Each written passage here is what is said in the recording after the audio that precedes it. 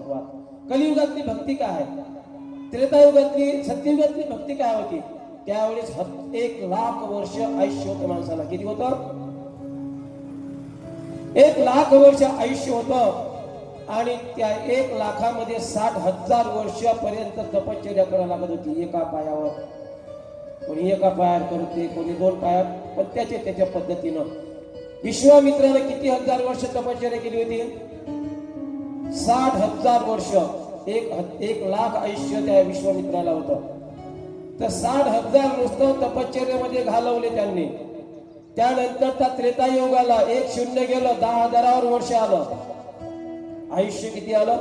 10,000 आलं। 10,000 मध्ये यज्ञादी आणि तपश्चर्याला महत्व होतं। त्यानंतर 1 शून्य पुन्हा गेलं। त्यानंतर द्वापार युगाला, द्वापार युगामध्ये 1000 वर्ष आयुष्य होतं माणसाला। आणि त्यामधलं